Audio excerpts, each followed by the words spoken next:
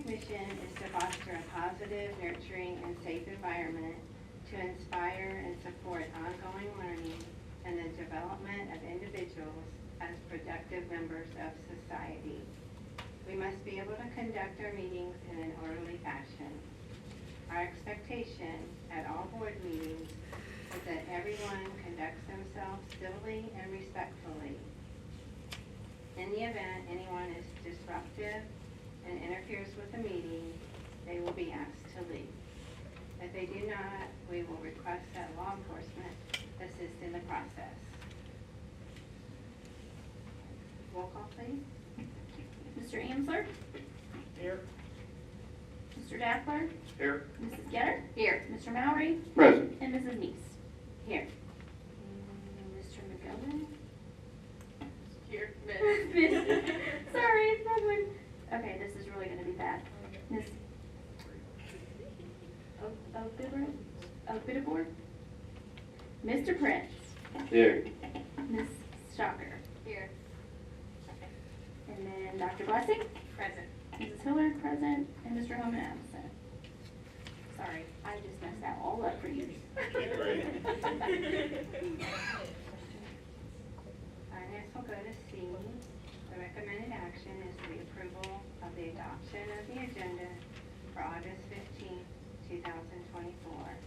And as I say that, are there any amendments to the agenda? And then D, the recommended action is approval of waiving the reading of the following minutes as presented. The regular board meeting held on July 18th, 2024, and a special board meeting work session held on Tuesday, August 13th, 2024. And then E, the recommended action is the approval of minutes for regular board meeting held on July 18th, 2024, and a special board meeting work session held on August 13th, 2024. And then F, the recommended action is the approval of the financial report. And then G, the recommended action is it is recommended that the Board of Education approve meeting opening items C through F. So do I have a motion? I move for the approval of opening minutes, items C, Charlie, through F, Foxtrot. Second. Okay. So first by Mr. Amsler and a second by Mrs. Getter. So it is moved to adopt that recommendation, and we'll, I think Mrs. Hillard would like to speak to F. Correct? So just to go over what you have been provided in your packet as your financial reports, I tried to stay consistent with the things that your previous treasurer produced to you, except for that first part there. I kind of like to put a memo in where I just completely go through the month. I think what we want to do when we go over monthly reviews of financials is we want to talk about what's occurring in that month of financials. So what's going to happen is, and then we discussed this when we elaborated on the sub-pay at our last meeting, that I'm going to give you more of a monthly rolling plan that's going to kind of spell things out for you and contextualize the data that you're actually given so we can talk about it and understand it. So that is the report that was given to you. And typically what I'll do when I do this is kind of read through that report and just talk about the things that happen where we compare the expenses and the revenues for the month, which this month they were a little bit outweighed because our expenses were a little more than our revenue, but that is because we had an advance that was supposed to take place in July according to the forecast, but it came in August. So we're a little short on that side, but that's a $15 million advance that you're going to see in the August financials, so it's going to come back up there. It was just predicted a little bit early. So that's what's happening. And just to kind of elaborate with that, the transition into the treasurer's position has gone well. The office is working hard. Everyone is adjusting well. Everyone's been helpful. All the administrators have been super fantastic helping me understand what's going on with the district and with everybody's pieces and how they play a role. So I just kind of wanted to give you that. It's been a really good first couple of days. I got a question when I was looking at that. There's a couple funds in there, like a grant fund or even one of the ESSER funds was a negative balance. That just mean like obviously we overspent, but then we're waiting on money to come in? No, it wouldn't be an overspend. What happens is when grants are done, the grants are done as a reimbursement process. So we spend those grant dollars, and then we get on the ODE portal and we report what we spend, and then that's the exact amount that they're gonna give to us. So when we do that request from the state, it should be the exact negative balance that we have to cover that. So that's kind of how that process works. You gotta spend the money to get it. You gotta spend the money to get it, and then you gotta show where you spent it. Got it. I just was excited about the 10-year master plan. Have any more questions or discussion? I have one question. So look at the financial report was great, it was very detailed, but there was a lot of line items that were zeros. Like it had say, grant fund, blah, blah, blah, blah, blah, and it said zero. There was several zeros. Yeah. Are this just, what is that? Is that just is that a catalog of all the functions that you use to catalog expenses? Or? Yeah, so every active account is on here, and I will tell you, we need to deactivate a lot of accounts. So you're seeing a lot of zeros for unused accounts, and that's a part of an account cleanup, which Nicole, the assistant treasurer, and I are starting to work on. Just purging stuff that's not used Yeah, anymore. there's a lot of these haven't had activity in 3 to 5 years even, so It they're. could have been about 10 They're pages shut. shorter. Oh, it absolutely could, and I'm glad you said that, because I will modify this to exactly how you want to see it, so that's fine. And we plan to inactivate and get these down, but that's like the bottom of the totem pole. So you may see some things on here that really don't matter, and that's why I said contextualize the data you're looking at, because that means nothing to you. So that's the kind of thing that I'm talking about. Awesome, thank you. Anything else? Roll call, please. Mr. Daffler? Yes. Mrs. Getter? Yes. Mr. Bowery? Yes. And Mrs. Neese? Yes. And Mr. Ansler? Yes. Those have passed, and we'll go to our public comments. Each person who wishes to address the board shall complete the form prior to the beginning of the meeting.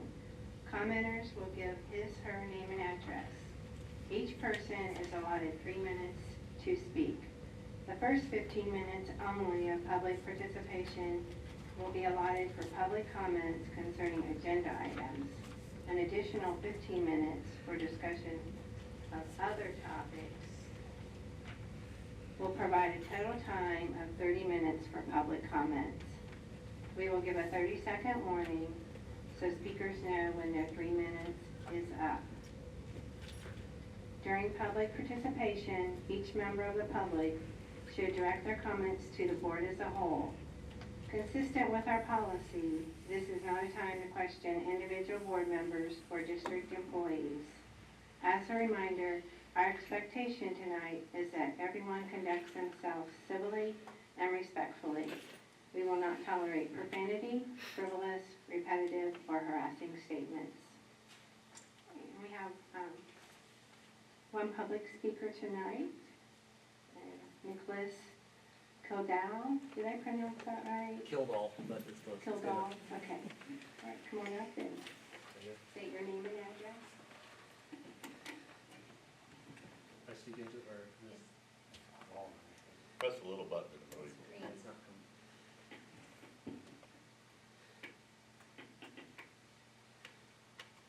I don't think that one's on.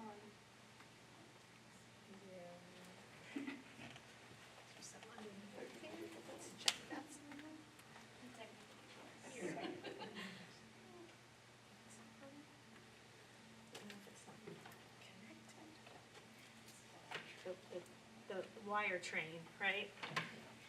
So can we borrow yours for a sec? Yeah. Is that okay? Probably do. If you just want to kind of stand, that way Mr. Freeze can, you don't mind, Mr. Freeze can get you. Thank you.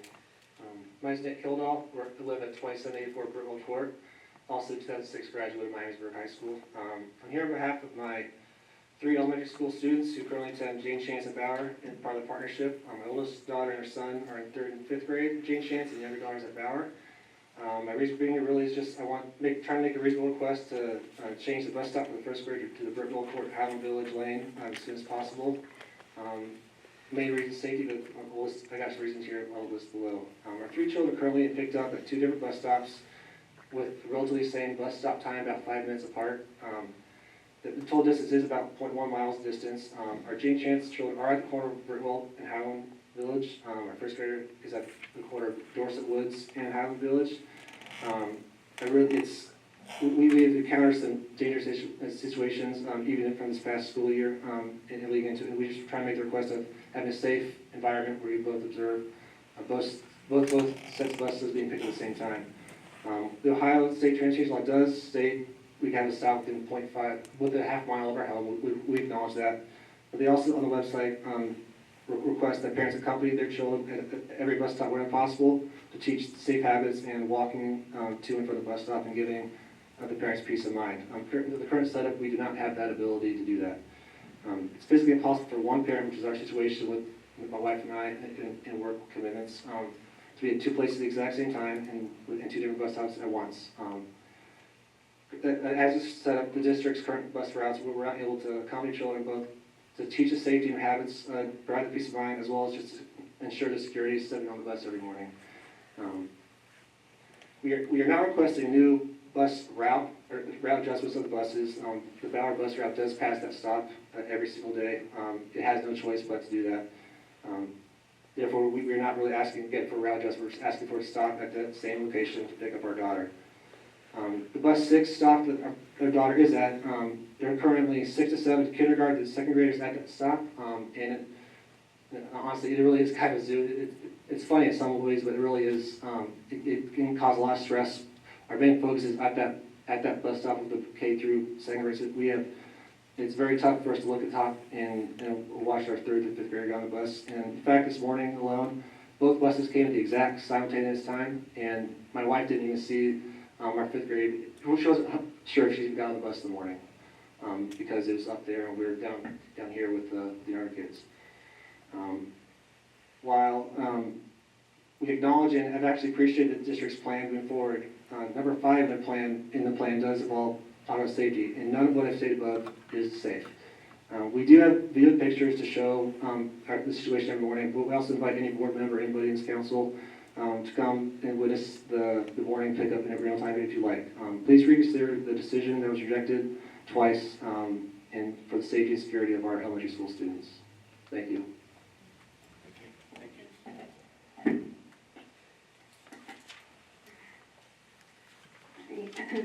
Next, we'll have our board discussion. Dr. Blessing will be discussing the plan for the funds allotted for wraparound support services to Ohio students. The plan was developed by our leaders and staff based on the needs of our district students in alignment with the allowed uses of the funds. Thank you, Mrs. Neese. Just a little summary, and I know that Katrina and I can kind of help if there's questions. We receive from the state disadvantaged pupil impact aid, which we refer to as DPI funds, and student wellness and success funds. So in order to capture these dollars, which also offset dollars that could come from the general fund, we have to just hold, as part of a public meeting, present the plan, and then within that, after we present the plan, there's no vote, we just have to put it on the website within 30 days. So Mrs. Lucas, I think, shared with all of you our fiscal year 25 student wellness and success, as well as the DPI report. And again, the purpose of the funds is for the Ohio schools to utilize, they're earmarked for either 50% of the funds have to be for student wellness and success, focusing on physical and mental health. And then we can also focus on academic achievement with some of the funds as well. There's a whole overview of how we can use the funds. And so we have selected to use the funds to support our comprehensive wraparound services, which I think you all have that. It talks about the different tiers of support through not only our social workers, but also partnerships we have within the community. So we have 3 initiatives, I do believe, let me make sure, 3 initiatives. Yes, make sure I get them all. And with that, it talks about the partnerships. So we obviously work with Montgomery County ESC, Dayton Children's, Samaritan Behavioral Health, Adamus, Cartwheel, which is a telehealth therapy, Hope for Miamisburg, the Parks and Recs Department, and Montgomery County Library. And so as she outlined in her plan, we have benchmarks, we have ways to evaluate and track data, even looking at our attendance data to see if some of the students that were identified as maybe at risk, how their services helped, if their attendance got better, if it stayed the same. And then you all know we do student surveys as well through Panorama, and as well as community surveys. So that's just kind of an overview. If anyone has questions for Katrina and I, we're happy to answer them. Unless you want us to go through the report line by line. I have a couple questions. I guess it would be nice to see some of the measuring impacts of the programs. 5 years of implementation, see it from 19 to now to see if it's working. So a couple questions I had was, how are we measuring the impacts? Do we conduct the evaluation to allow us to know if we should be focusing on different areas? And then I would say my biggest concern with all of this would be the SEL part of it. When I go and talk to employees, my general feedback of SEL is not a positive one. I don't get all negative, but I get mostly negative feedback. And I'd just like to know if that stuff is working. Are we gaining in the areas that we think we should be gaining? So if we could see that somehow, that'd be great. I believe, did Mrs. Lucas share the Panorama survey with everyone in the spring? And if she hasn't, I can have her do that. I thought she sent that out. Yeah, I can ask her, but I believe she's sent the student survey results as well as the staff survey results to everyone. That's just one piece. A discussion? Yes. Yeah, we had a discussion on it back in the spring. Okay. Does it lay out, the measuring points? What are our measuring points that we're trying to focus on for this money to make it better? Like, if it's absentee, is it truly up? Is it really working? Right. Yeah, I think on the Panorama survey, we asked the same questions as the high school students take that survey, middle school, even elementary, and we ask them the same questions year after year, and we have seen an increase in that, and I think she reported that. But I'm happy to have her send that out to all of you again. And yes, our attendance rate has increased. And then with some of our mental health providers, they obviously can't share their notes with us about students. I think Nyla would understand that with HIPAA, but they keep a log of the interventions they do with students, and again, we monitor those at-risk students to see how their attendance is, and other factors that might be impeding their ability to learn. So, and then, like I said, the surveys are another component of that, and the data that those counselors collect, they do share with all the principals. I'm always leery about surveys, especially with children, just because I don't know how honest they always are.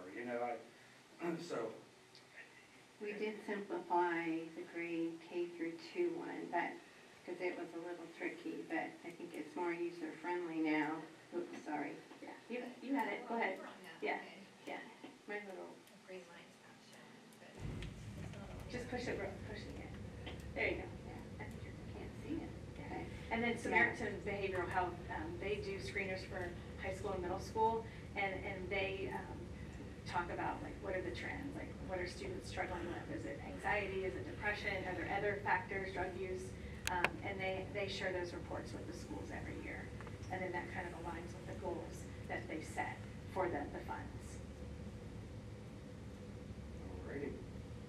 So out of curiosity, you mentioned that there's academic percentage and wellness percentage. Is that given to you, or is that something that is up to our administrators to determine? We have to use 50% of it on mental health. 50-50? Yeah. And do we use it about 50-50 currently? Yes, I believe that's how it is earmarked. I think in the packet that Katie shared with you, if you look, she mentions the dollars. It was in a separate email, but she does. Okay. She does, Yeah, okay. Yeah. Yeah. So, Yeah. as far as when you look at the data, when you look at the tracking data, the academic portion, is there a way to determine if this effort is helping students learn to a higher proficiency level throughout our district? The funds that we use for DPI are targeted at our after-school program. So mostly the funds are funneled to the high school after-school program. And so the measurement would be, are these students recovering the credit loss that they've had because they weren't successful during the school day, and then their graduation rate. And I think Mr. Neubauer also works to get some of these students plugged in to some work-based learning experiences and get some trades. So, but I know like throughout the year you'll get early graduation or graduate information to approve, and when it doesn't occur in May, a lot of times it's because they're finishing up the after-school program and getting the credits they need to graduate.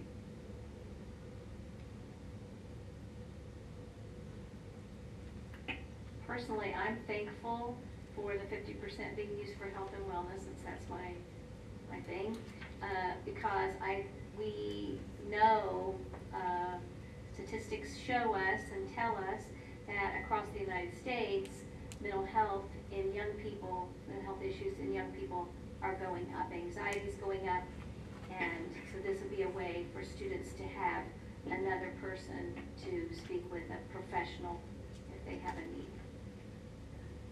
And another academic piece is our after-school program for younger students. Casey has, our district social worker, plans that, and that's not only a safe place for students who maybe not have family at home right after school and might have some needs, and so they're able to take advantage of some tutoring, some safe supervised activities, and then of course she has the data to track how those students do then in the classroom because of that additional support. Is this social support primarily in the elementary schools, or is it district-wide? Just looking at the rosters that was sent out over the last couple of weeks, it seemed like a lot of our social support is focused on the elementaries. As far as the social workers in the building, I know a lot of them. We have one social worker for elementary school. So if I see two on a roster of a building, they're not assigned to that building, or does that just mean that's where their office is? You'd have to tell me who you're talking about. I just was trying to understand how we spread that resource out. And I noticed a couple at Bauer, a couple at Kinder, so on and so forth, throughout the buildings, but I didn't see much of a presence at the high school, and I was just curious if there's a reason why. I thought that a couple of the social workers were spread out like several buildings. That's what I saw, like the IEP ones. Yes. So they're listed on all the buildings that they service. Right. So, Yeah. got it. Okay, so that roster, so the people on the roster aren't, that isn't their base, that's just the building, one of the buildings that they service of many. Correct. Got it, I understand. But of course, if one of those social workers were not available and we had an emergent issue or something, a social worker from another building could go over and help that student. Yes, that's correct. I hate to belabor this, but can you describe me like what a social worker does in their day? When they come to school and what do they do? Well, if you would have asked me in advance, I could have had one of them here tonight to share that, but it Maybe varies. next meeting, because I'm Yeah. curious. I see social worker, and I don't really know, other than those two words, what it means. I'm curious. Well, it depends on their role. If they are advocating for special ed students and their families, their role might look different than Casey Hess, which is our district social worker, who's in charge of every single building and all of the needs within the district, versus just an elementary social worker who may be assigned to 2 or 3 buildings. We also have social workers that solely work with reassignment to help students who are having trouble in the classroom engage and get back in. So depending on which social worker you ask, it's going to be different. So is the whole initiative designed to give students support in areas other than academics so that they can do better in academics once they have that support in place? Is that the general? Correct. Great. And a lot of it could just be basic needs. You know, there may be a hunger issue, a food issue, a homeless issue. There could be some caregiver issues, and so it just depends on each student. Yeah. Cool. Thank you. You know, one more thing, I just think it's so important, and I'm with Jason, I don't want to belabor this, but I just think it's so important that we emphasize that we want to care for the entire child, the whole child, not just their academics, but, you know, their mental health, their physical health, their emotional health, their social needs, because it can be really tough to be a young person and not have anyone in your corner.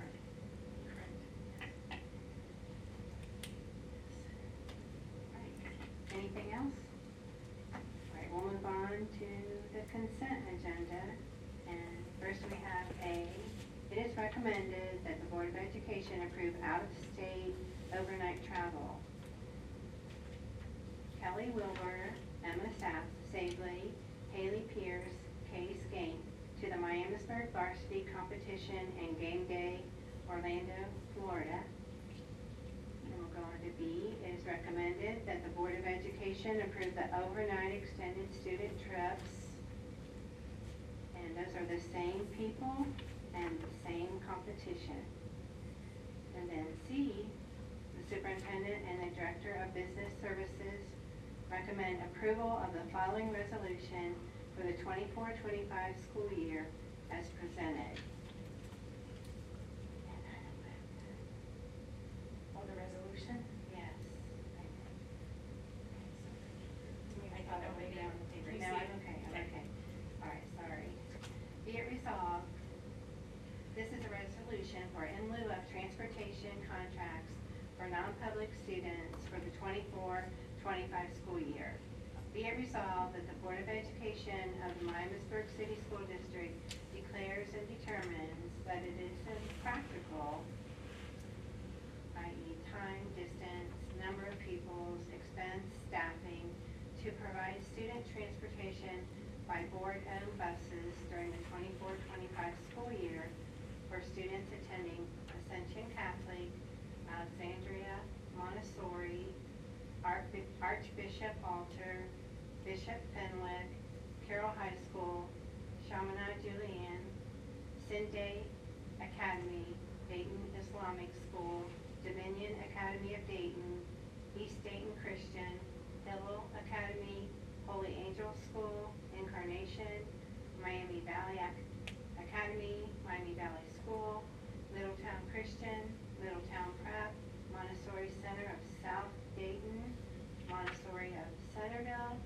Spring Valley Academy, St. Albert the Great, St. Charles, Summit Academy of Middletown, and therefore authorizes in lieu of transportation reimbursement contracts with parents of students attending and being transported to the foregoing school, provided, however, such reimbursement does not exceed the state average transportation cost per student. Said cost to be determined by the State of Ohio Department of Education in spring 2025.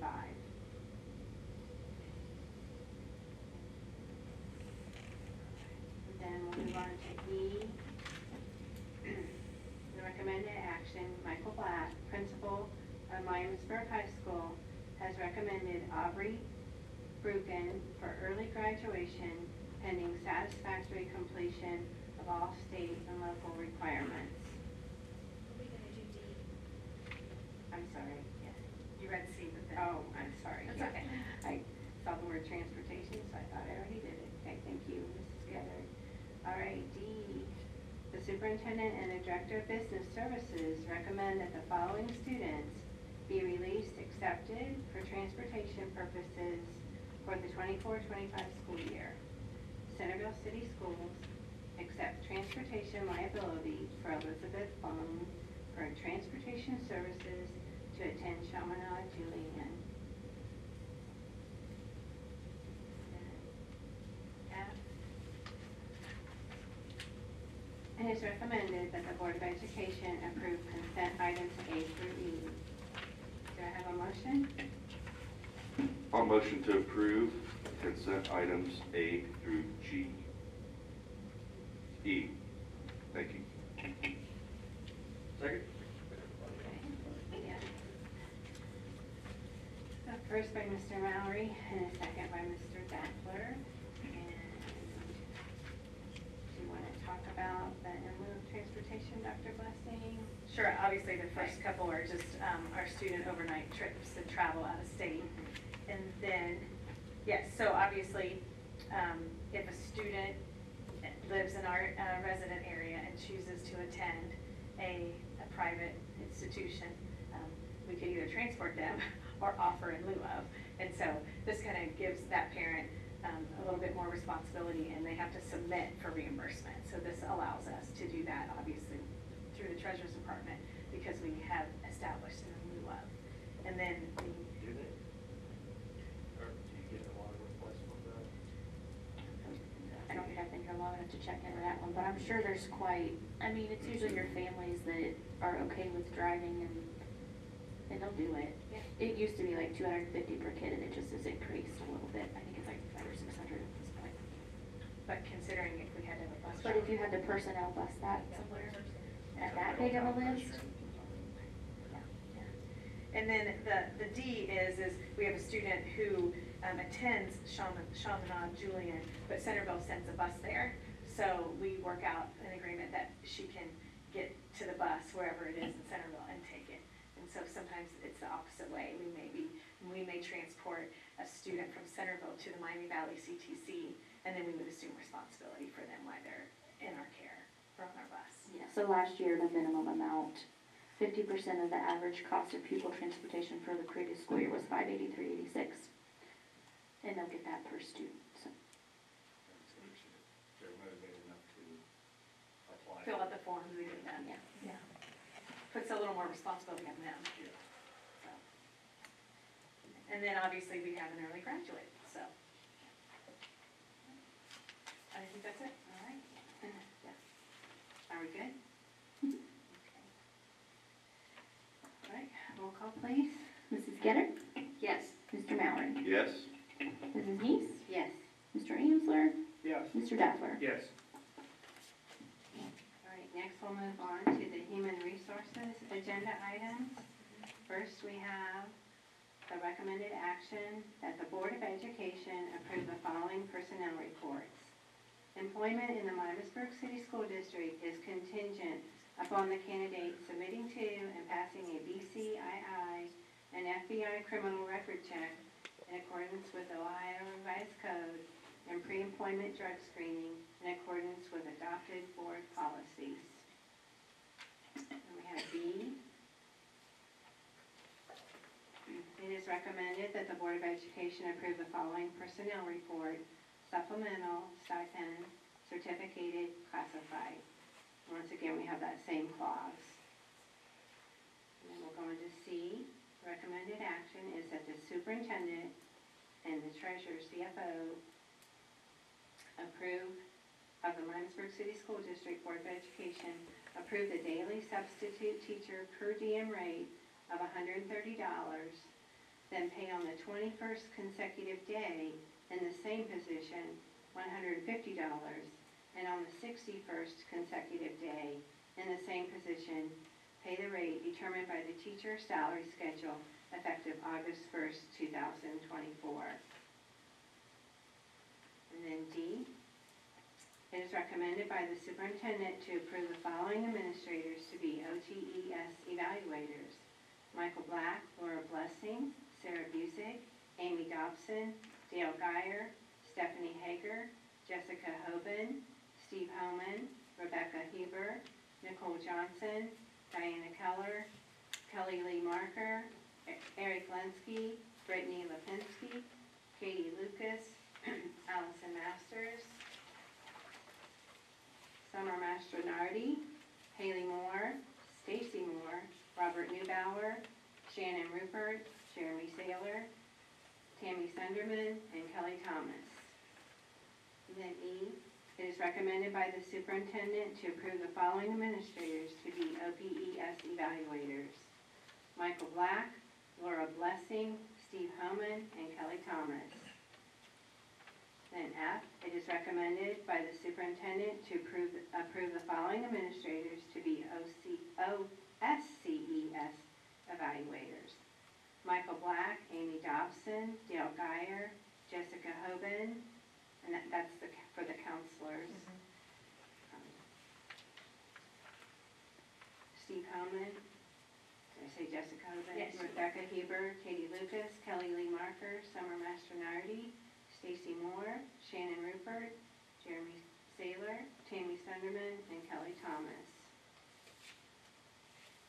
And then G, it is recommended that the Board of Education approve human resources items A through F. Do I have a motion? I move that we approve human resources items A through F. Second. So first by Mrs. Getter and a second by Mr. Kinsler. And then Dr. Blessing? Sure. Well, obviously, the first A is certificate and classified, so any new hires, any changes, those are all listed.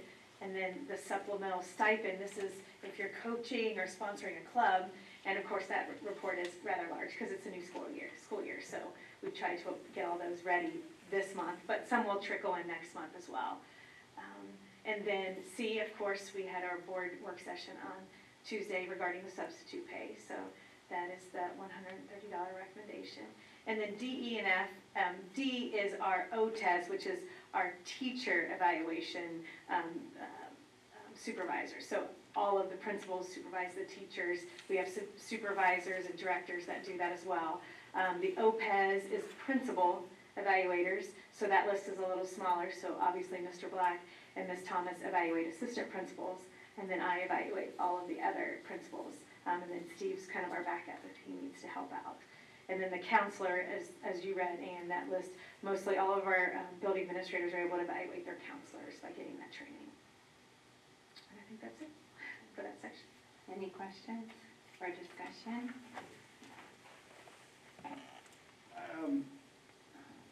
I don't know why it came to me right now. I know you probably can't answer this, and it's probably gotta be Steve. Let's say we have a long-term sub, that individual hits 61 days. I know insurance, are they still considered part-time at that point, or do we have to offer insurance at that point in time? I'm pretty sure they become a full, they become like a Because full they go on contracted the teacher and they get salary offered, schedule, yes, so they therefore would we be- have to. They would be, that's what I was wondering. Yeah, and then you're into that ACA average of 30 hours, Yeah. you're offering insurance. Okay. Anything else?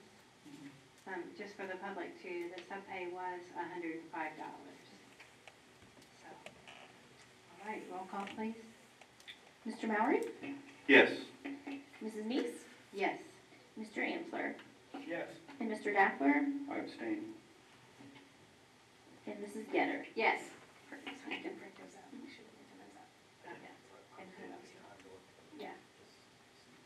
I didn't think about that. All right, next we go to agreements and contracts.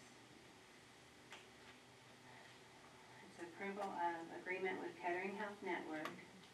It is recommended by the Superintendent and Director of Student Services that the Board of Education approve the Kettering Health High School Student Master Affiliation 3-year agreement effective August 1st, 24 through July 31st, 27. And then B, it is recommended by the Superintendent and Treasurer, CFO, that the Board of Education approve the following agreements with Miami Valley Child Development Centers, parentheses, Head Start, as presented. And then C, the Superintendent recommends the Board of Education approves Education Assessment Team Agreement with the Montgomery County Educational Service Center for the 24-25 school year as presented. And then D, it is recommended that the Board of Education approve agreements and contracts items A through C. Do I have a motion? I move for approval of agreements and contracts items A through C. Second. Okay, so first by Mr. Daffler and a second by Mr. Mowry. All right, Dr. Blessing? Sure. Well, first, the Kettering agreement, that's with our voc block, so our students that can go and work at Kettering and get some life skills. So it's just an agreement between the two institutions and, making sure safety and all of the parameters are followed, so it's a good experience for everybody. So, and that'll be a 3-year agreement moving forward. We've done it in the past. And then the CDC contracts, I believe there's 3, and so we have a contract for Bear, we have a contract for Medlerview, and then a contract for Maddox Lang, because Head Start is present in the students in all of those buildings. So we have an agreement, you know, kind of how the payment's gonna work, and some's gonna funnel to them and some will funnel to us. And it's been a great partnership, and it's expanding. And we have 30 students on our waiting list right now, so. And we have, you know, and preschool starts Monday, so, yeah. And then, was there one more? No, I think that was. And then the Montgomery County Service Center, yeah. If we ever need to capture the educational assessment team's services, this just spells out if we needed a student to have a vision evaluation, the cost of that.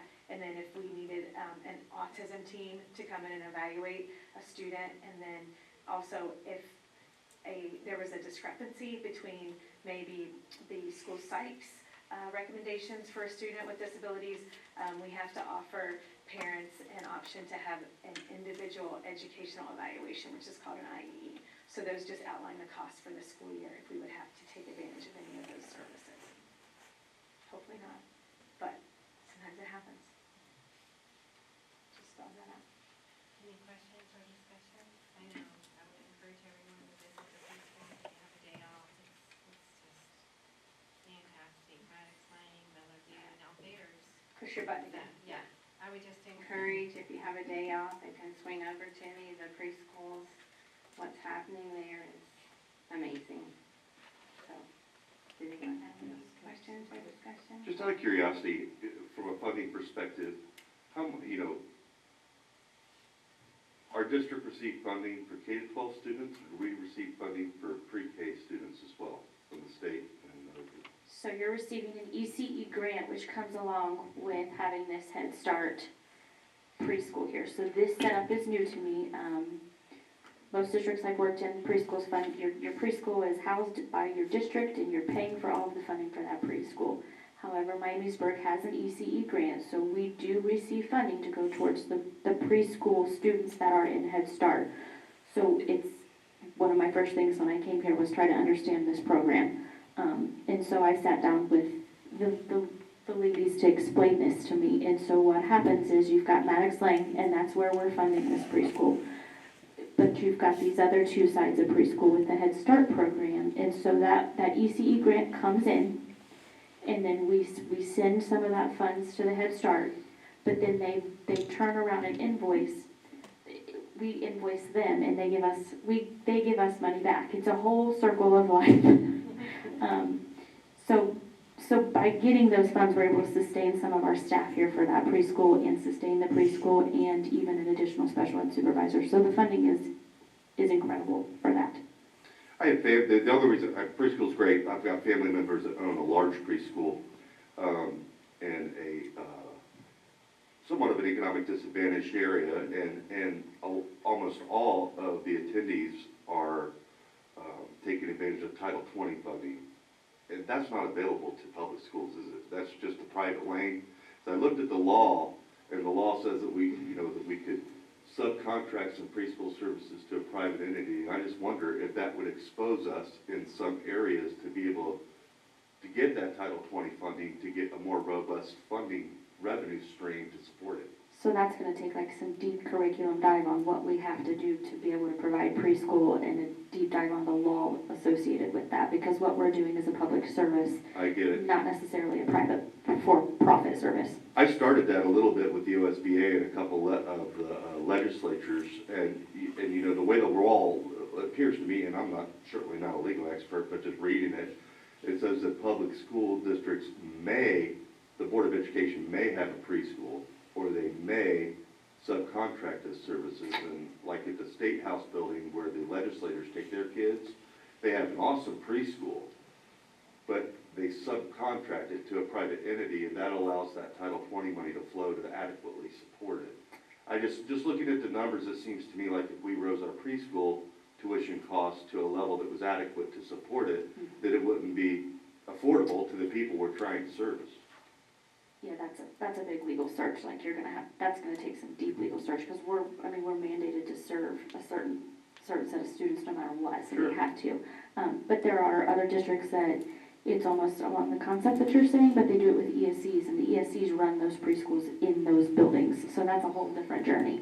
but they're not receiving any of that funding. Just being strategic is all I was just looking at it, because I understand the administrative code kicks, so if the board decides to do something through a public school, then the admin code comes in and has all the qualifications, the AT ratios, all those things that have to happen. But if they privatize it, the private sector isn't as bound by those admin code rules. That would be something I'd have to look at. I've never seen a public school privatize a preschool. Do you mind if I challenge it? Go right ahead, we'll go for it. I'd just like to keep the conversation ongoing, if there's some way that we could grow it, make it bigger and service more people and generate more money by being strategic. I think it's a worthwhile conversation. It is, but we have to also think that we're not generating a profit off of our students either. So we gotta kind of really focus on what we're allowed to do with that. But it is a topic and it'd take a deep dive, so I don't shoot it down, but take a really legal look at it. Actually, Are we unsure that we can't use the, what do you call it, the 20 voucher that you were talking I about? looked into At it. the Maddox Lane? Title 20 is childcare, not It preschool. is. It isn't, So- And we are not childcare Right. providers. The Okay. YMCA is. Gotcha. And our families can take advantage of that if they're using our after-school Okay. YMCA or before-school. But They it's can not- utilize Title 20. but it's not a daytime curriculum. No, No. it is not. Okay. It's not. Gotcha. So it'd have to be a partnership with a private entity that agreed to take on the curriculum that Laura and her team gave them. But that would expose the Title 20 piece, so it might lessen the cost burden on the district. That's all that I was looking at, more from a strategic way of help it grow, be more robust, and be more well-funded, or press the legislators to give us the same amount of money for preschool kids that we get for K through 12 kids. That's the other solution. I'd like to press the legislature to give us a lot more than that, but, Right. It's gotta come from somewhere. Yeah. and usually it's them. Right. Thank you. And our programs are high quality, so there are standards that we have to meet, and ratios, and even building standards, staff standards. There's just a lot of red tape we have to do, that we're required to do, and again, with very little funding for the Maddox Lang option. The Head Start partnership has been great, and it's been able to sustain itself. Isn't it true that there are there are requirements, certain requirements for the teachers and everything, Yes. just like there are in a public school? Right, yeah, and I think sometimes if you look at a childcare model, they don't have to have licensed teachers, they don't have to follow certain guidelines in term, that we have to, as an like Katrina mentioned, because we are providing a public service. I work with the director of the other one on the private side, and it's a much different set of rules. I mean, you guys are held to a much higher, and a much more expensive standard. I mean, you know what I mean? That standard comes with staff that is robust and well-trained, more so over than childcare, and that comes with an expense. So The I ongoing, think preschool teachers get the most training of any of our I staff. was gonna say, Right. the professional development that they have to hold up is a huge probably the standard. highest liability, because the kids are young too. So, I just think there needs to be more of an equilibrium there of pursuing the funding to be able to grow it, and that, without having it be more subsidized from areas that we're getting funding from. So if there's a way to play that angle, I just want to explore it and make it work. All right, anything else? All right, that has passed. Roll call. Roll call, yes, I'm sorry. Mrs. Neese? Yeah. Mr. Ansler? Yes. Mr. Daffler? Yes. Mrs. Skinner? Yes. And Mr. Mauer? Yes. That has passed, and we'll go on to financial agenda items.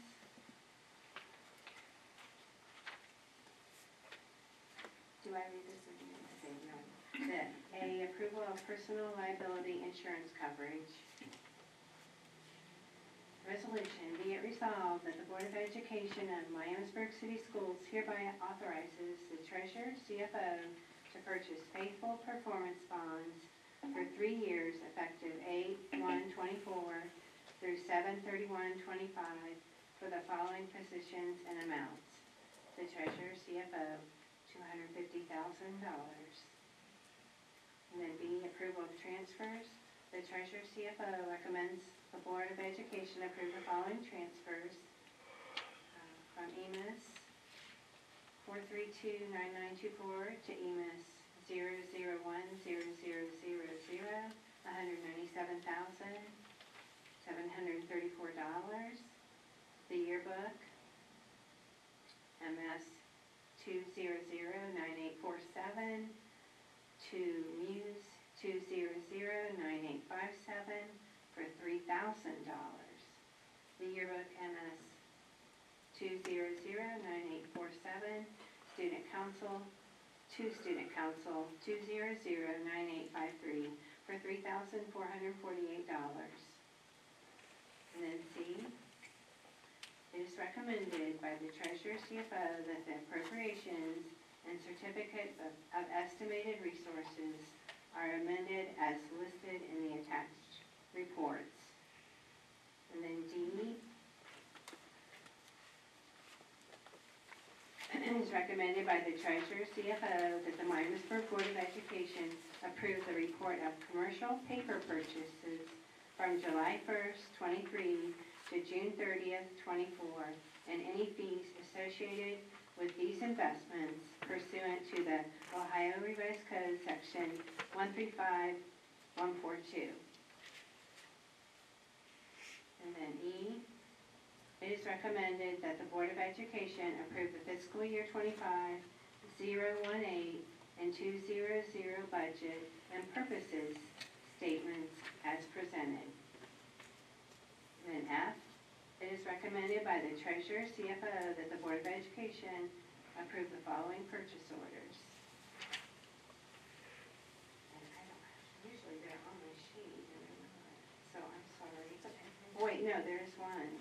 $39,840 to Adventure for AED replacements. Okay, is that the only one? Yes. Okay. All right. And then G, it is recommended by the Treasurer CFO that the Board of Education approve the following then and now invoices. And then H, it is recommended that the Board of Education approve financial items A through G. Motion, please. I move for the approval of financial items A, alpha through G, golf. Second. Mrs. Hillard? All right, so just to go back and recap through these. The liability insurance coverage is obviously because your treasurer has to be bonded or have a liability and coverage insurance, so that's that process for that. The approval of the transfers, some of this had already been put into play when I came in, so I'm completing that process out. Basically, that EMIS 432 account is being moved to the general fund account because the EMIS coordinator's budget was placed into a 432 account that's no longer going to be used. So it's that balance moved over to the general fund, and then she'll do her budget out of there. The yearbook account, the yearbook middle school account is no longer being used and hasn't been used. So it has been requested by those advisors and that principal that that money be moved over, divided between the Muse account and the student council account. So that's just taking that money out of the account, putting it used to the rest of those student activities. And then when we do that, we'll actually close that 200 account out and get that off the books because we're not going to use that. C, the amendment to the appropriation certificate of estimated resources. Miamisburg has done this monthly because of the process that they use to do that, so that's what I'm going to continue to follow to do because it was the year started that way. E, the approval of the budget and purpose statements. Those are for those Destination Imagination, Jane Chan's 018s. Those are your 018s and your 200 funds where they have to tell us they're taking money in and spending money out. So that's just a couple that came in late. I think you did most of those last month. The approval of the purchase orders is following your policy of $25,000 or more, which is to replace the AED units. The approval of the then and now invoice is because this invoice was probably over $3,000 and got to us a little too late, so we have to have you approve that to Rydell. Are there any questions about those items? Okay. How many of those AEDs did we have to replace? I mean, I don't, we just asked Steve, I'm not aware. Does it list it on the invoices? Let me see. I mean, we obviously have at least one in every building, school building, so that's 10. But I know at the middle school and the high school, they've got additional, right, for the gyms. Oh, yeah, we've got. And we do work with Kettering with our clinics, so we did ask if even some of the supplies they could replenish for us as part of our partnership. So we discussed that in our last meeting. Yeah, the pads usually have an expiration date on them. The batteries will usually last 3 to 5 years, but the actual machine at that point in time,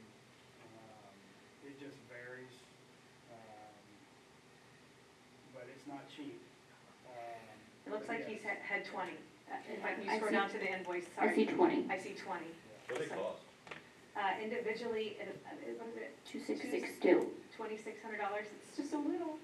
You know, let me see it. Yeah. And then they did give us a break on something. That's actually a good deal. Yeah. Yeah, there's a member pricing discount. Yes. 39.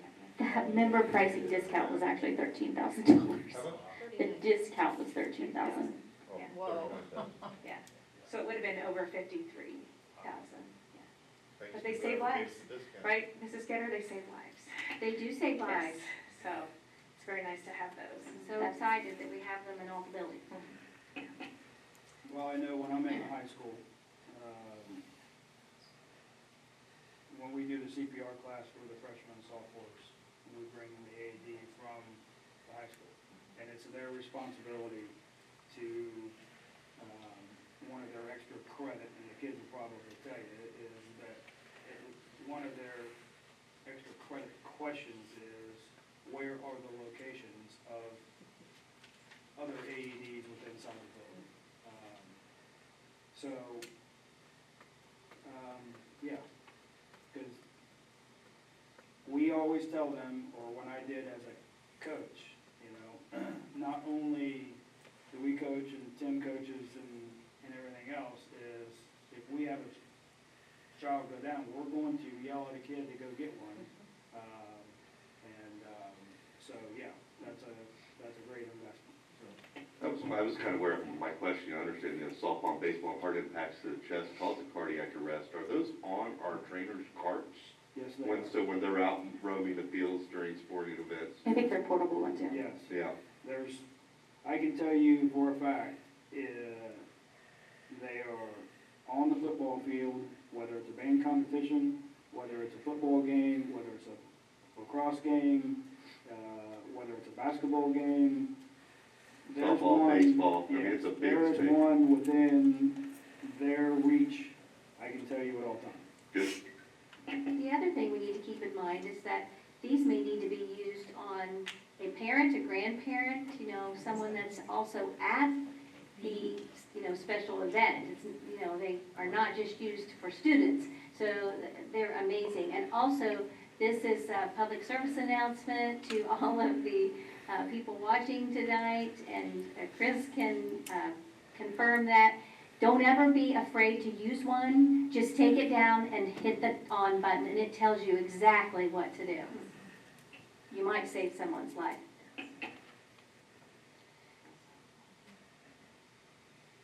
All right. Roll call, please. Mr. Amsler, Yes. Mr. Dassler, Yes. Mrs. Getter, Yes. Mr. Mallon, Yes. and Mrs. Neese. Yes. Those have passed, and we'll go on to acceptance of donations. It is recommended that the Board of Education accept the following list of donations. All monies will be used through each school's 018 account unless indicated otherwise. $500 from the Jansen Myers Child Abuse Foundation to the Miamisburg School District for the MD playground equipment at Jane Chance Intermediate School and Millerview Primary School. $2,110 from Office Depot to Valor Elementary School. That was very cool. Each teacher got like $85 to spend. $4,000 from the Miamisburg Eagles Airy number 2306 to Miamisburg High School Theater, $2,000, and to the Miamisburg High School Principals 007 Fund, $2,000.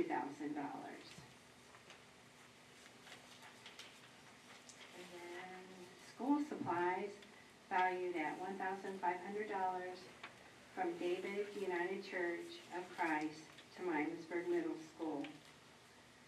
I don't know, these donations are on there, but at the Berg School Bash too, there were donations for supplies and backpacks for all the students in Miamisburg, and that was just tremendous. Thank you for all those donations. Do I have a motion? I move to accept the donations. Second. by Mr. Daffler, and a second by Mr. Amsler. Roll call, please. Mrs. Getter? Yes. Mr. Mowry? Yes. Mrs. Neese? Yes. Mr. Amsler? Yes. Mr. Daffler? Yes. All right, next we go to reports, and we're going to start out first with our Miami Valley Career Technology Center news by Molly Williams. She's their board rep for Miamisburg. Hi, nice to be back, and it's fun to see everybody's going back to school. So Miami Valley CTC had 2,132 students come in this school year. Monday was for juniors and Tuesday was for the rest of the school. They do have all of the new parking facilities done, so all of those students cleared out of that building within 15 minutes at the end of the day. They have 50 buses that go all different directions, and I was like, that alone is impressive. And I thought this was interesting. They put their buses in alphabetical order by school. So they're always in the same spot, so kids aren't going, where's my bus? And they said that cut down on chaos by astronomical amounts. They said, if we can train the parents, we've got this. So it was really fun to hear how well it went, because they have a whole new parking facility. So even, and the building has just opened last May, so there's a lot of students that have never been there because they're juniors, but even the seniors haven't used parts of the building. So their first day back was a little chaotic, but they said it went really, really well. So it's a good way to start the school year. They do have 34 new staff members, and then also on our board, we have a new member that is an interim member, and his name is Derek Williams, and he's joining us from CTC. He's a director of personnel from Huber Heights, so he'll be sitting in on some of the meetings as well. And the reason we had an opening is that Dr. Kevin Lacey, who was the assistant superintendent, just retired. So his spot was open, and he's hitting the road with his wife. They're gonna travel and do all sorts of fun things. He's already in California. Like, he's like, I'm out, I'm gone. Don't call me, I'll call you. So his duties were just amazing. He was the director of operations for them and helped get them all the way through construction. And right now, it's just kind of like that tidying up and finishing out, and they're gonna be planting grass and trees in the fall and things like that. So instead of hiring an assistant superintendent right now, they have put that on the wayside, and Dr. Welding is taking on his responsibilities, because he said it would be harder for him to do the job search and the interviews and get somebody hired and try to train them when the construction will be over by this time this person takes over. So they have put that and gave him a stipend for his added responsibilities, which still saves the school district a pretty hefty sum. I think it was like $120,000, even with paying him a stipend. They're saving that in the salary of Dr. Lacey. And then in January, we are gonna assess how it's going, because our concern is Dr. Welding is a great guy, but he takes on everything, and we said, we don't wanna burn you out. So he's like, I will be honest, and I'll be the first one to put up my hand and say, yeah, this wasn't a great idea. So they're gonna look at that, and the board is gonna look at that and see how he's doing and everything, and then they'll probably start a search either in January or when the year is up, so that they can, because it'll take a while to find somebody with those requirements and regulations. So that's what's going on, staff-wise and school-wise. One of the coolest things over the summer that happened was Catherine Wilcock of Wayne School won she's a junior at Miami Valley CTC, and she's in their aviation maintenance program, and she went to Skills USA and actually won the entire thing. And so it's been in the Dayton Daily News, it's actually been on Channel 7. So it's basically the Olympics of these skill sets and what they can do, and as a junior, she won. So it's really, really impressive what these kids are learning and what they're doing. So I really wanted to just, even though she's not a Miamisburg student, I just think that's phenomenal and great for her. And she's also the first female that won it. So you go, girl. And this is not really CTC, but it is. They have so many programs and things in the works. It's not just for our students and the students that are partners. They have an Aspire program that is adult education. And adult education is a really sticky point right now, because they're up against Sinclair and all these other programs that they can get funding for. A lot of the students that go to Sinclair can get funding. Well, if you go to CTC, you really can't. So what they're looking at is trying to bring up new products that will bring the adults to CTC, because their numbers have been dropping. So now they have these shortened programs, nurse aid, phlebotomy, dental assisting. They have, it's, I think, a 12-week course, and the first round of those is completely booked, 100%.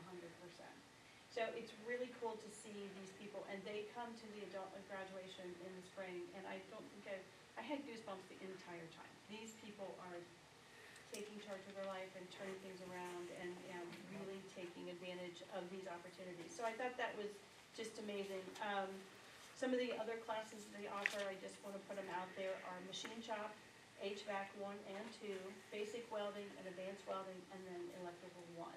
They said depending on how these go, they'll probably add electrical 2 at some point, but they want to get it off to a really good start.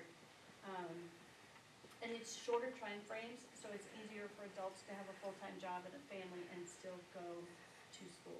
So, and then another program they have is called Monday, and it's a pilot program with the Community Correctional Institute. And what they're doing is they're taking inmates that are going to be going out into the real world again and helping train them with skills. They had 6 ladies do a pilot class, and all 6 ladies passed. And were very positive and said, I can use this, I can do this. And then I think in the next couple weeks, there's a men's class of 8 that they're gonna try this pilot program on and see how it goes and what their feedback is and everything, and then look at it and try and do more of them. So it's amazing to see all the facets of things and how they take what succeeds here and try it over here and things. So it's a pretty short report. I do have their financials. I ran out of paper, so they're orange. So you won't lose them, but it was a great meeting, very upbeat and very short. Does anybody have any questions? Like what classes did those 6 ladies take? Do you know? It was basically skills, and it sounded like it was food service skills, like they were prepping the food, serving the food, working the register, cleaning up, anything that would be involved in food service industry, because that was a good starting point for them. So. Is 2,100 enrollment up? Oh, yeah. So last year was 1916. So That's a lot of kids to that's a dismiss lot at of one kids. time. Yeah. And they keep growing. They said that the building, they built it for, and they thought it would be at capacity in another 5 years. It's already at capacity. So it's pretty amazing. They, cosmetology filled up, and they actually opened another slot of 20 students just because they had so many kids on the waiting list that they found a way and a room so they could increase those programs. We have a hair salon too, my wife operates it, and we had 3 girls from CTC intern over the summer, and, yeah, they did a great job. It's a neat program. Yeah, it is. You had mentioned in the spring that there was tours that were open, and I missed those. Is there gonna be any this fall? Yes, there will be tours, and Miamisburg does go on tours, and it depends on the grade and when they take them, so that will come out later. I don't have that schedule right now, but yeah, we will be aware, because I wanna go too. Wear your tennies, we'll go. Yeah. Yeah, It's a you need lot your of walking, tennis shoes. It's a right. lot of I walking, went on one last spring, you need your tennis shoes. so Great looking facility from the outside, for sure. it is beautiful, so. All right, thank you. And then we'll go to Mr. Mallory for the legislative liaison report. Thank you, Mrs. Neese. Being the summer, there isn't a whole lot going on in the State House, but there's a few updates that I wanted to pass on some things that have been discussed before. House Bill 68, the injunction was lifted by Franklin County Judge Mike Holbrook for the SAFE Act, and it was almost immediately appealed to a higher court by the ACLU. And while that's in appeals for the SAFE Act, Dave Yost has said that it'll be the law in Ohio while it's going through the appeal process. House Bill 183, which is a single-sex bathroom access bill, is in committee. And when the State House reconvenes later this fall, that will likely come out of committee, I'm told, in advance. Interestingly enough, advocating for more preschool funding, there was a bill in May of 2024 when I reached out that was House Bill number 595. It was brought forward by Ohio Representative Robinson, And this bill proposed that an increase in the rate of the sports gaming tax on certain operators to raise funds, and in turn, change 3317 from boards of education may have the preschool or may do it privately to require all-day kindergarten and establish universal preschool programs. And the name of this bill is the Universal Preschool Act. So this seems to be focused on the funding in that area like we talked about, and changing that legislation to be friendlier so that, you know, we're not robbing from Peter to pay Paul to make sure it was adequately funded. I thought you might appreciate that. We have to go to the casino. We all need to go to the Well, casino. I don't know about Probably that. shouldn't say that in a public meeting, Tim. Like, is that what they're telling us? I think they have to pass the bill before we can lose all our money there, right? I think the Be for a game, good cause. the games are what's taxed, right? And looking through the strategic plan, it's something that I wanted to say I appreciate an emphasis to, was the curriculum review committee that was more illuminated in the teaching and learning section. And I was curious, is that a board committee? No, it's not. I mean, board members can be on the committee, but. Well, you know, just reviewing the statute 3313, it kind of says that as a board, that we should establish a parental advisory committee or another method. And I did a little bit of research, and I know Mr. Homan mentioned that that's the role that the teachers and admins kind of perform, but I think it would be a good idea to formalize that as a board, to recognize it so that that is a board committee, and it would being a board committee, it would make it a little bit more of a hassle because it would be subject to the Open Meetings Act. It'd be a public meeting, but there would be published minutes, and it would be a more transparent way just to kind of have the public be involved with that process, however that might look. I think it might take a step to put us a little bit more in compliance with the law, and for what it's worth, there are people of a higher pay grade get to determine the best course there, but just an idea that I wanted to bring forward. Second thing is, you know, in April, I asked a couple questions that were a point of contention about being able to see, being able to view digital curriculum. And the reason why I asked that question is when I swore an oath to the Constitution and I was sworn in, I took the time to read the law. And I wasn't trying to be confrontational at all, but when the law tells me specifically that the Board of Education shall be the sole authority to determine and select the instructional materials, my goal to that was just to be able to have it available to me to review. And I had an honest conversation with Dr. Blessing about that on Tuesday, and I think we've come up with a means to be able to do that in a room upstairs so that all of our electronic curriculum will be available on a computer for myself or any other board member at any time to go and take a browse through it if they want, for whatever reason. So I appreciate your effort in helping make that happen. That's all I got. All right, thank you. Just so Jason knows, I'm on the teaching and learning committee, so there is a board member on that, and it is open to parents. Their parents can come as well. And with the online resources, if there was a community member that was interested, they would be able to come and use that computer as well. We do have over 100 online resources. Yeah. So once the school year gets going for some of our staff members with ClassLink, then Melissa, from our curriculum department, is going to put that together. And you know, understanding the complexity of having a parental-driven committee and enough robust public participation to make that drive would make that really hard on an annual basis to do. And I've talked to some other districts that have navigated this as a board by having a board policy that during the curriculum adoption process that it's made available for the public for 21 days prior to the board voting on it, publicly advertised. If they want to come look at it, they can come look at it. And, you know, I think that's a sensible alternative means. So those in the community that are keen and curious have the opportunity to view it and voice their concerns in a public comment session before the board meeting when it was approved. I don't think it has to be hard. I don't think it has to be difficult. I just think it has to be thought through a little bit to encourage public participation when they want to be more involved. So, again, thanks for working it out. All right, Mr. Amsler? We don't have student achievement this No, month, ma'am. right? We And can then bypass me tonight. no meeting of the Montgomery County Drug-Free Coalition this month. You guys got And then Mr. Doppler same, right? Nope, Okay. nothing here. We'll just go to our roundtable comments, and I know our student board reps, they have some information about some of their upcoming plans as student board reps, and I also asked them to maybe tell us about their first couple of days of school. Is it your first day today or the second? Second, okay. All right, so, you want to start, Ms. Essa? This is dying.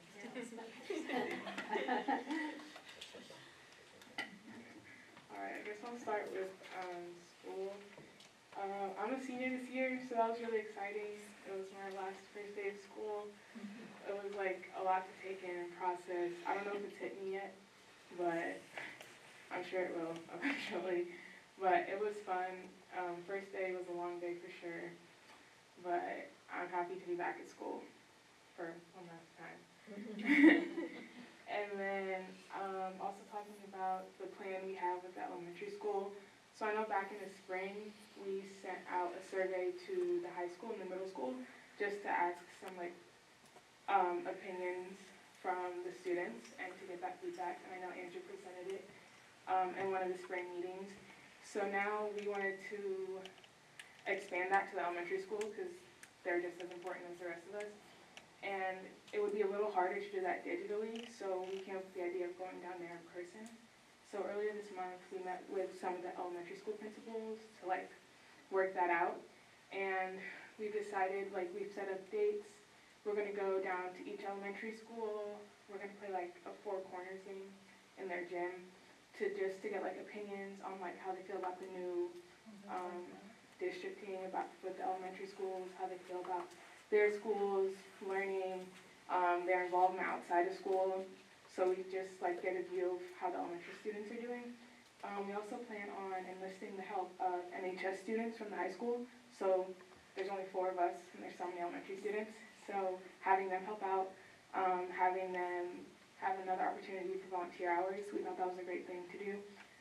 We have set up dates and times with most of the principals, and we plan on going at the end of every quarter and end of first, second, third quarter, and just spending some time with the kids and getting their opinions.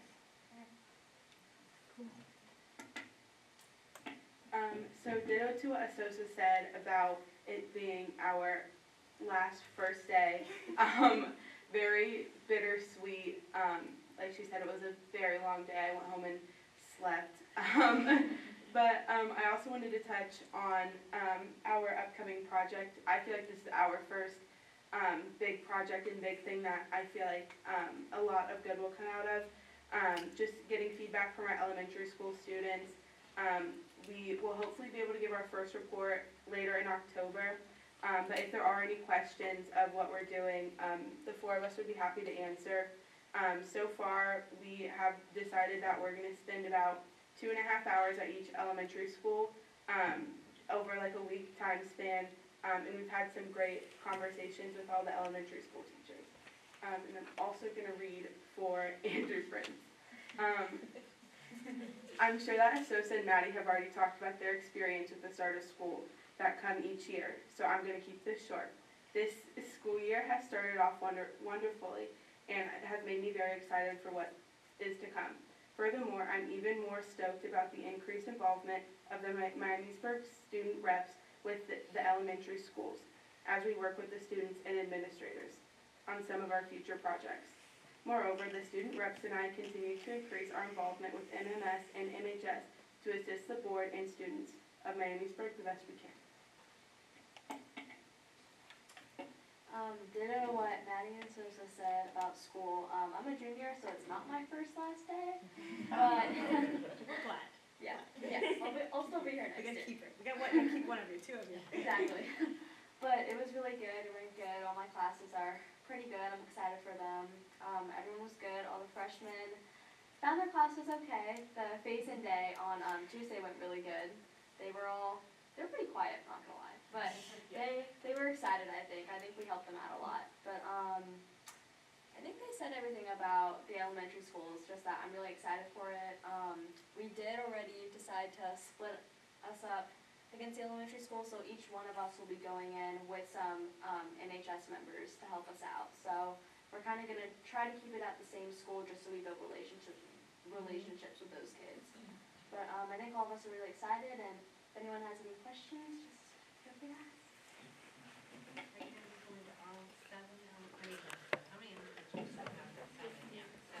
So, the first one, so actually in October, we're all going to all the schools just to make sure we see the kids and to say hi and get to know the principals. And then in December, right before second quarter, we're gonna split up. So we'll all still be going to them, but December, we're gonna split up into two. I don't know how you follow that. I know. Goodness, thank you, ladies. It's been a great start to the school year. We are definitely welcome Katrina and appreciate all of her knowledge and expertise. It's been very helpful in the few weeks you've been here, so thank you. And I want to just thank everyone, board, staff, families, for working through, all those beginning of the year glitches. And I feel like we're off to a great start, and I'm just excited to see how things go and look forward to a great school year. But with all of us together, so I appreciate it. Thank you. Yeah, thanks for the student wellness report and the disadvantaged pupil impact aid report, Dr. Blessing. I just wanted to thank all of our staff members for all the hard work they did to get their rooms ready. That's hard work. Lots of excitement at the open houses. All these rooms were decorated beautifully. The kids were smiling. The teachers were smiling. And I also wanted to thank Mrs. Hillard and Dr. Blessing for helping us navigate our decision to raise the sub pay. Subbing is hard. It is tough. I've done it, and I'm just really glad that we were able to do that and still be fiscally responsible. So thank you.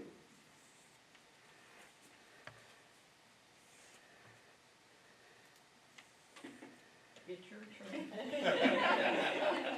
This is a real round table. So first of all, to the students over there, you guys being here and seeing all of the work that goes on behind the scenes from the folks at this table and in your buildings, to see you come here and realize, you guys hopefully realize that we do it for you. So it's good to hear your guys' day and that you're gonna go down with the littles, because I don't know if you know how important that is to them, but I can tell you it's very important. So thank you for that. And again, thank you to all of you for working so well with me. Everything has been great in this transition. I even got to go out and watch dismissal the first day of school, and I thought that was the best part of the day. So just again, everything's rolling. Came right in and we just took off, and everybody here works really hard. The whole district works hard. These administrators are busy people. And the board members, you've been great, just helping me move along and getting to know all of you guys a little bit better, so I appreciate all of you. Welcome back for another good year. I like it. My boys are up when I get to go to work, so I get to, give them a kiss on the forehead and tell them I love them before I go. It's good. Thanks for the donations, and I always like to hear the good things about CTC. That's, I like to see that field growing. We need people that can work with their hands out there. We are struggling to find people. So, and then, like always, I'm excited for these fall sports coming up, and let's go Vikings, and that's all I got. I will be brief, except for one subject. Again, I'd like to welcome everybody back, the students, staff. I want to wish all of our students and coaches a successful fall season as they start up. I know some of them have already started up. I concur with the sub-pay. I know when I got here 11 years ago, we were at $85, and just recently, within the last 3, raised that to $105, and then it's something that we have been behind, and we are now competitive with all the schools that we surround now. So getting quality subs in our school district is a positive thing for our students and our staff. Lastly, I think it has to be said, we lost an individual within our school system that not only impact this community, but impacted our students. And I think it goes to show what this individual meant, and I'm talking about Brad Myers and the Myers family in general.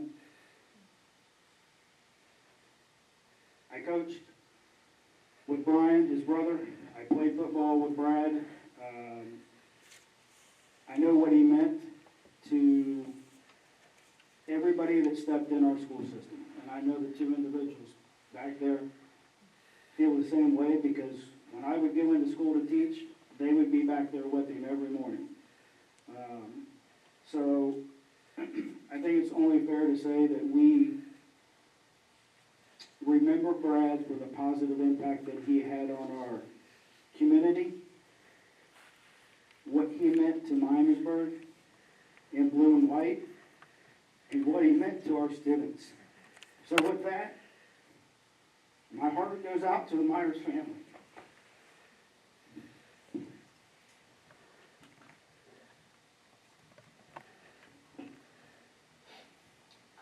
I'd like to say what an exciting week it has been with school starting. It's nice to see the buses on the roads. And I was able to visit several of the elementary schools on open house night, and the enthusiasm and excitement was palpable. It was very excited, so I can't wait to see what this school year will bring. I'd like to thank everyone who made donations, and I do appreciate the student reps and the hard work and how they're thinking through the process to include all of our students, not just the students in the higher grades. And then I'm very excited about CTC and what's happening at CTC. I have 2 grandchildren that attend there, and they really, really appreciate what's going on there. That's all I have.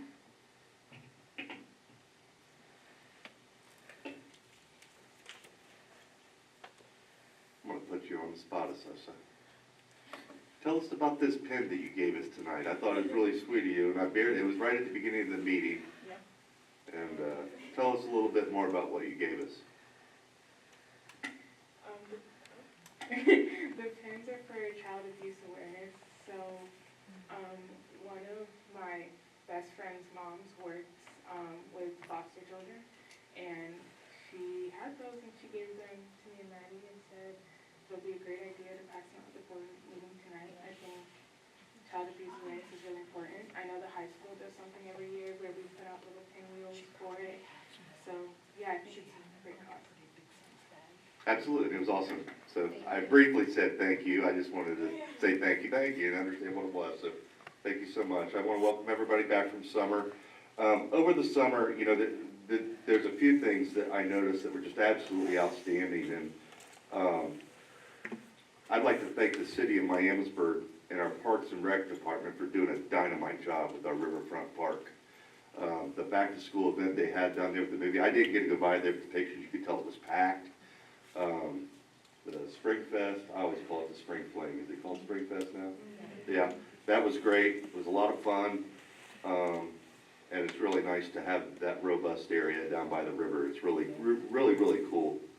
The other thing that was outstanding, being the father of a senior this year, was our yearbook. And I wanted to take a minute because those recently came out. And for everybody that had a hand in that, it was the coolest yearbook I think I've ever seen. Where you have all the kids sign their names and they're printed into there, so that, and all the pictures and the way it was put together, you could tell a ton of effort went into it, and it was awesome. So everybody who had a hand in that, from a dad's perspective of a senior, you're doing a great job. Don't change a thing. I'm glad I got 4 years before I have to see another one, but I'm sure it'll be even cooler by then. I'm always impressed every month that I'm here. This is what, my 8th month, 1 month I missed. Of all the people that donate to our district, and I want to thank our donors because I'm always impressed by that. in closing, you know, I want to ask the public for their patience. I understand the elementary grade banding transition is a huge change for our community, but I've taken the time to try to understand it the best I can, and our administrators are doing their best to have age-focused programs, smaller class sizes with room for growth in our community for the economic development that is to come, and save money. And I understand the frustrations, and I appreciate the people that have reached out to me, and the respect, and just a good conversation. I want to continue to hear from you. Don't hide. I think all our board needs to hear your comments and your input. It helps us do a better job as serving you, which is why we're all elected and sitting here. So with that, I just want to wish everybody have a safe and awesome school year. I want to start out by apologizing for being late every meeting, but I work until 7, so I usually like sneak out a little early and try and get here as soon as I can. So I really appreciate this opportunity to represent CTC to Miamisburg and be here. This is very important to me, and I'm not purposely late. And if I can switch that schedule, I promise I will. But right now, I'm a small business, and I can't afford to switch it right this minute. But I do appreciate your letting me pop in at the end and be part of all of this. And as much as I love CTC, I have to say, I love Miamisburg more.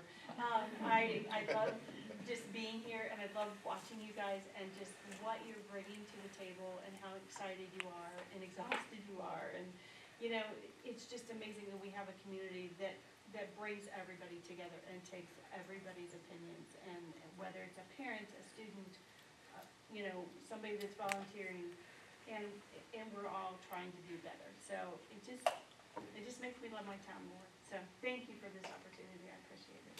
Thank you. Do I have a motion to adjourn? I move to adjourn. Second. Okay, sorry. So fast, your voice out of adjourn. And I seconded. Okay, all right, so We all by voted. Mr. Dappler and second by Mrs. Scudder. Okay, and roll call, please. Mr. Mowry? Yes. Mrs. Neese? Yes. Mr. Ensler? Yes. Mr. Dappler? Yes. Mrs. Getter? Yes. Really?